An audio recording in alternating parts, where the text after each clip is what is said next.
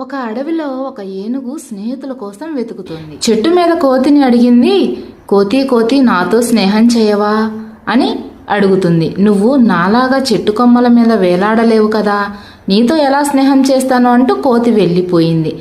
ఏనుగు చెట్టు మొదట్లో ఉన్న కుందేలును అడిగింది. కుందేలు కుందేలు నాతో స్నేహం చేస్తావా అని. కుందేలేమో నువ్వు నాలాగా ఫాస్ట్గా పరిగెత్తలేవు కదా, నీతో ఎలా స్నేహం చేయను అంది.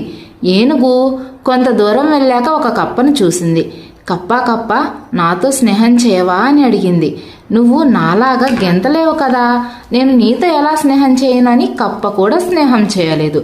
ఇలా నక్క, తాబేలు, జింక, నెమలి, కోకిల, కాకి, జిరాఫీ అన్నిటినీ స్నేహం చేయమని అడిగింది.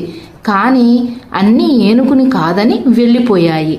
ఏనుగు పెద్దగా నిదానంగా ఉంటుంది కదా, వేరే జంతువుల్లాగా ఎగరలేదు, గెంతలేదు, పరిగెత్తలేదు. అందుకని ఏ జంతువు ఏనుగుతో స్నేహం చేయడానికి ఇష్టపడలేదు. ఏనుగు పాపం ఒంటరిగానే ఉండిపోయింది. ఒకరోజు అడవిలో జంతువులన్నీ గబగబా ప్రాణాల కోసం పరిగెడుతూ కనిపించాయి.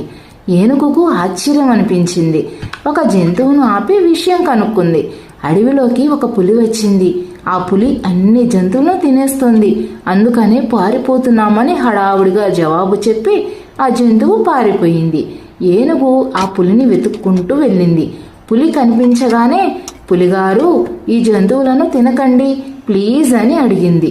పులి వికటంగా నవ్వి, నీ పని నువ్వు చూసుకోపో అంది. ఏనుగుకి తప్పలేదు.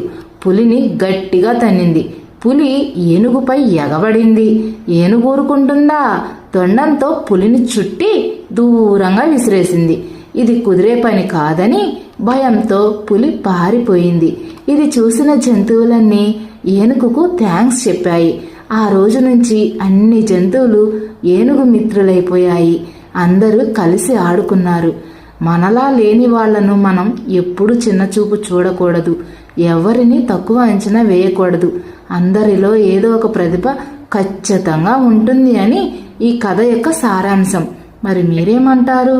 ప్రతిభ ప్రతి మనిషిలో ఉంటుంది. ప్రతి వాని హృదయంలో ఓ దీపం వెలుగుతూనే ఉంటుంది. చూపనిది గాని నిశ్శబ్దంగా అది మెరుస్తూ ఉంటుంది. ఎవరి రూపం చూసి చిన్న చూపు చూడకూడదు. ఎవరి మాట తక్కువని నిర్లక్ష్యం చేయకూడదు. గాలి తాకిన మేఘంలో వర్షం దాగి ఉంటుంది. రాయి గుండెలోనూ వజ్రం మెరుస్తూ ఉంటుంది. కలలతో నిండిన చిన్న మనసులోనూ విశ్వం గెలిచే శక్తి దాగి ఉంటుంది.